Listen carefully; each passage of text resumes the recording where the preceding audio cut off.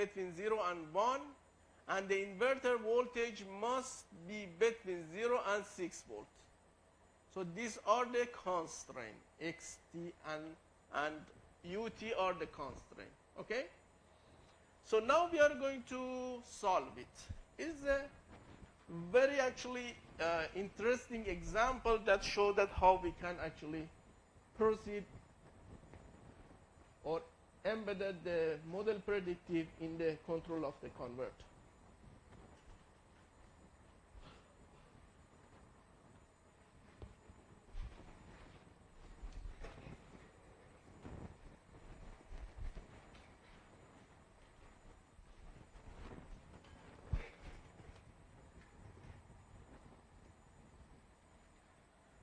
So the model we have is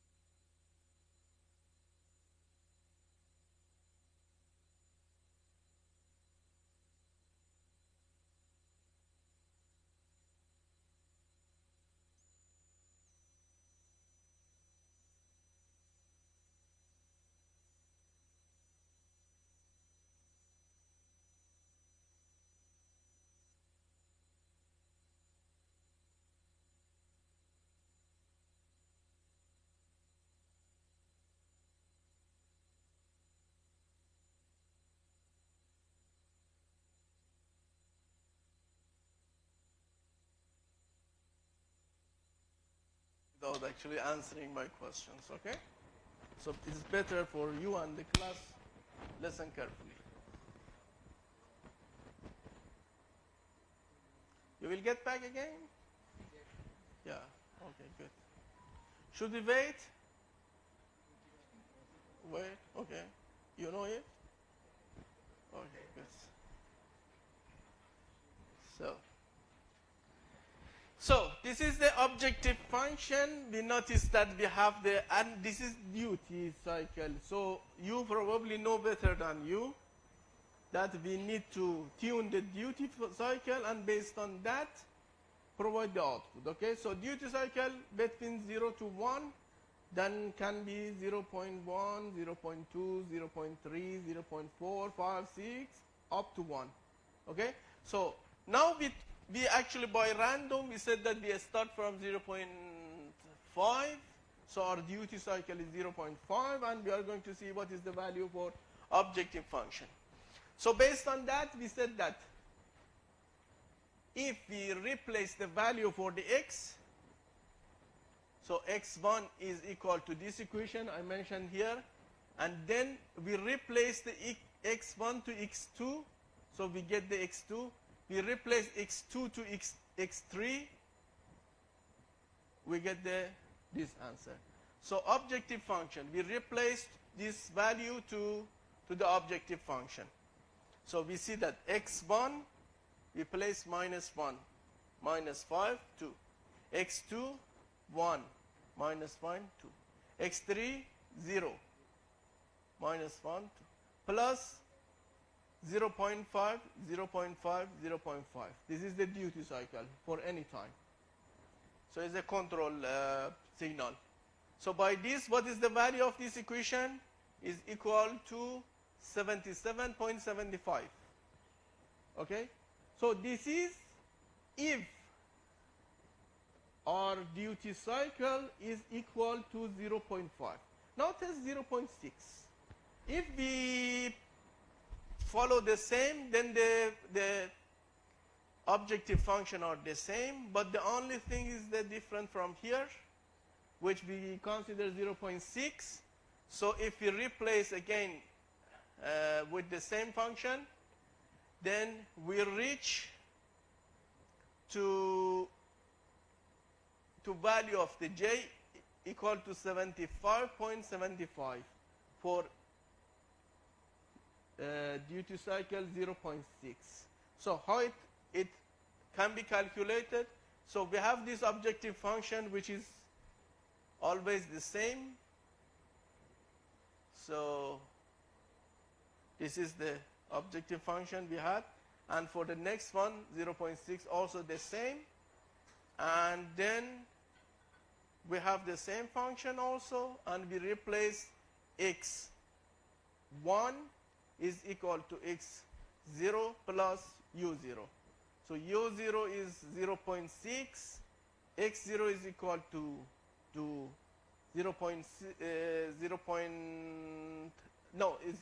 3.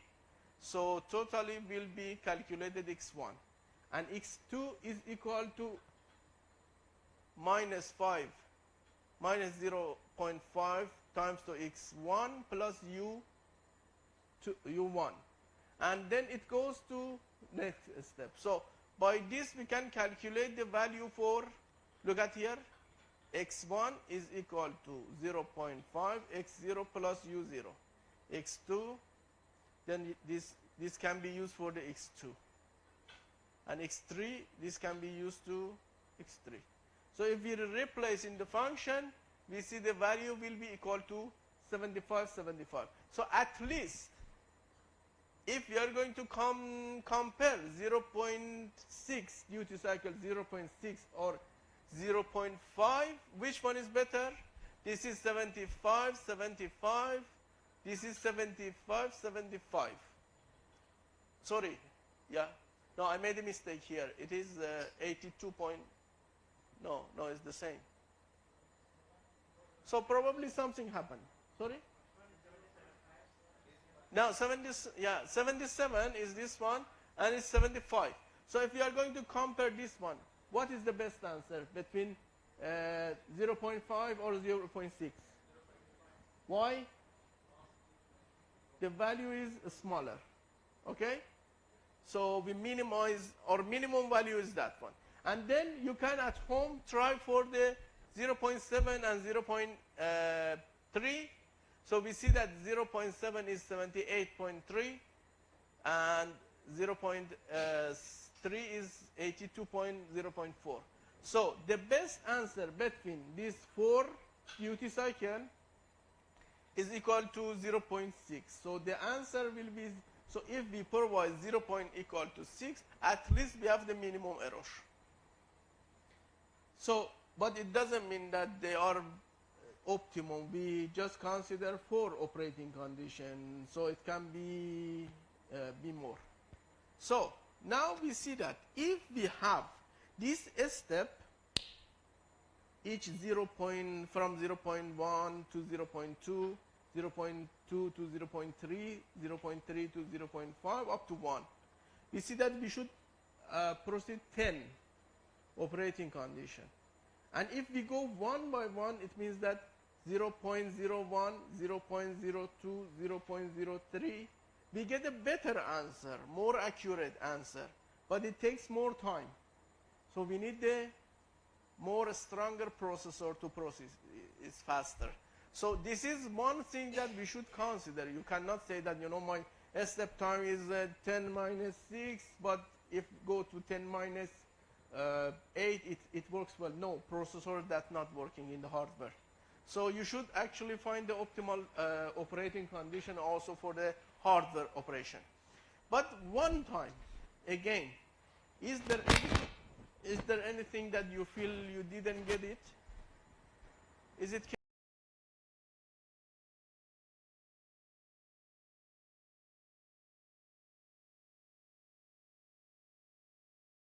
You have the current step and then go to the next step, other step, like this one.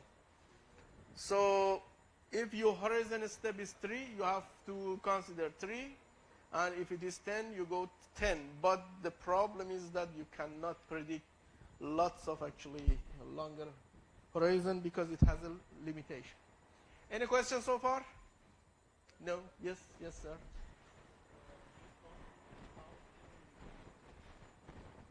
One time more? Manoj, yeah? Okay. Cost function is dependent about what you are going to minimize. So if, for example, switching is a minimized, then you can consider the, for example, current or voltage. But basically, you consider, for example,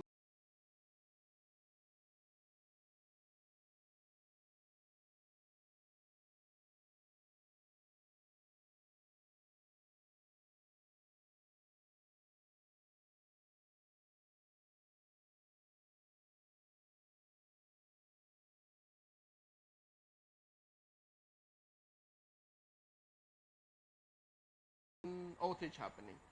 So for this case, we consider this one as a cost function that the voltage cannot drop more than 10%.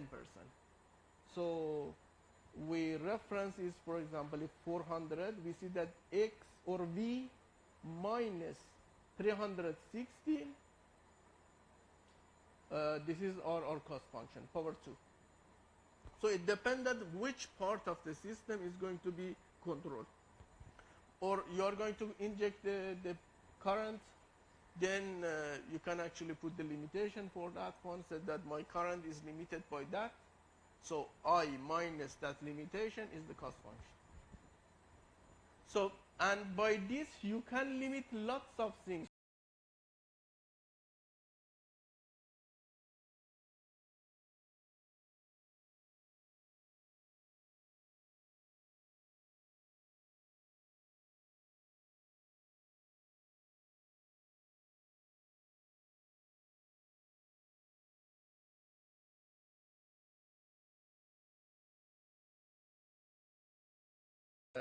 Answer, it means that this is the answer, and the answer can be implemented in the control system or in the switching. Any questions so far? Yes, sir. number. Uh, Basically, you cannot go so further. But how should we? What do you mean? Repeat again. Okay. And I'm basically. It depended, but you cannot actually say that my horizon number is actually, I don't know, 200, because then the processor is not working well. So basically, yeah, basically they have actually some limitations. So you cannot say that go one.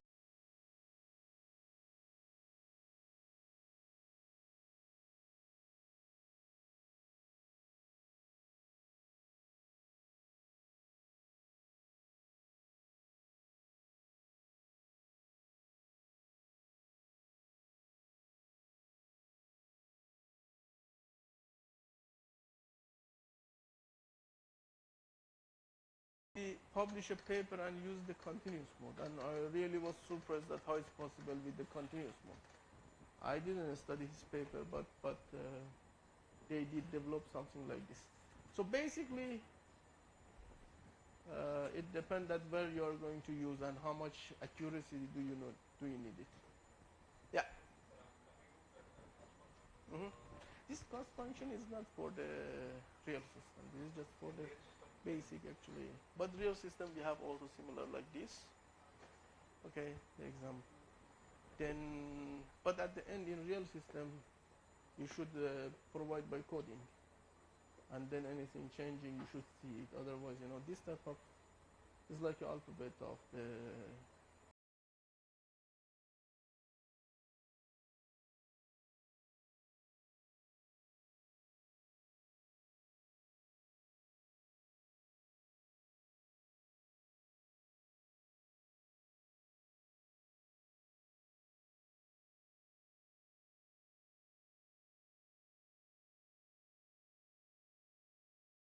the voltage and current you are going to consider.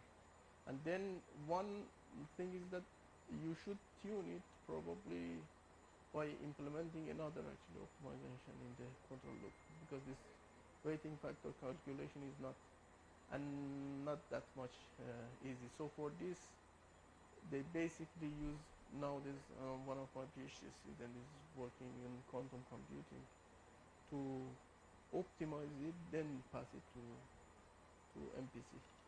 Yeah.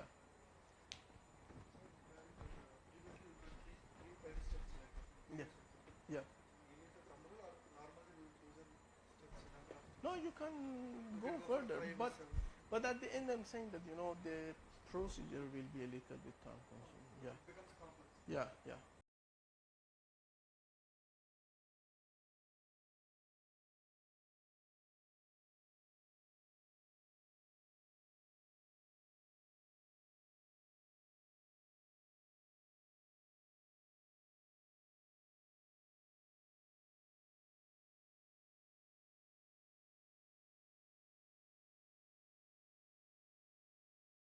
Assuming that our system di to dt is like this. Okay. So now we are going to go through the more real three-phase grid-connected converter.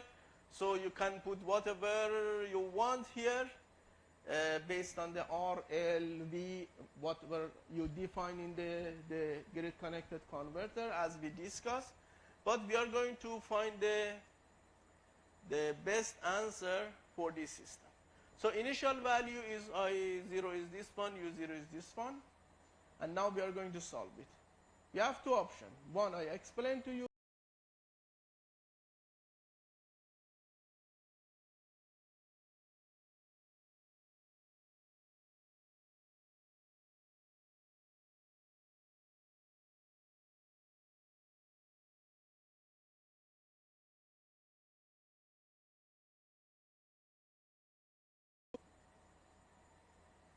Okay, no, good. No news, good news from you. Okay, then this is our system.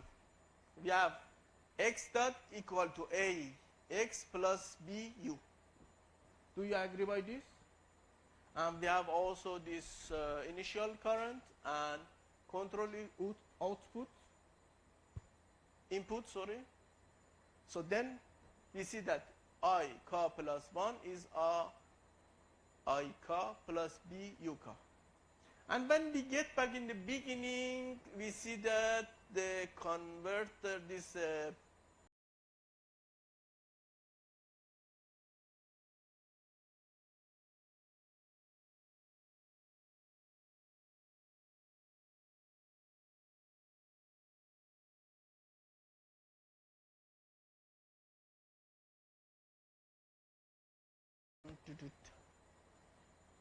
yeah, this one. Is it continuous or discrete? Continuous, yeah? So now we need to go to discrete.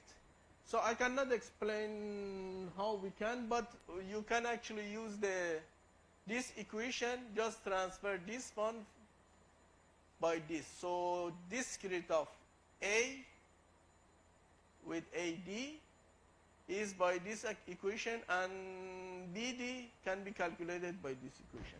So it's like a more actually write the code in the MATLAB and it calculated very easily for you. So when we have such a dynamic model,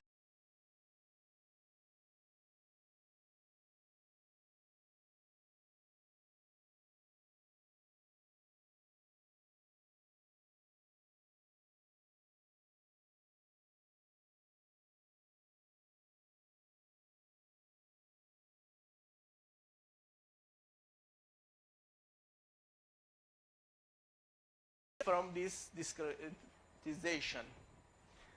So this is first step. So it means that when we have the dynamic model of the system, we convert it from continuous to discrete.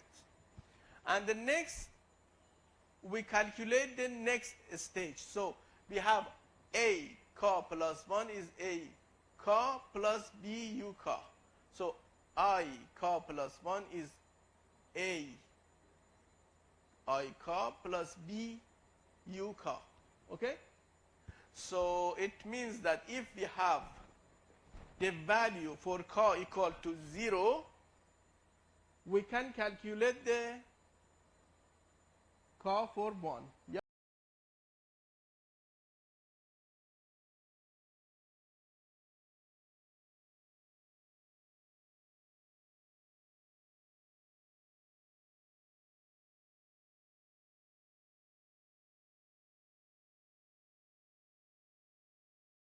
For 1, we put this equation. I1 is equal to A times 2 I0, I0, I0, B D times 2 U0. So we calculate the I k equal to I1 equal to. So we calculate the current for the next step. Is it clear? Yes? So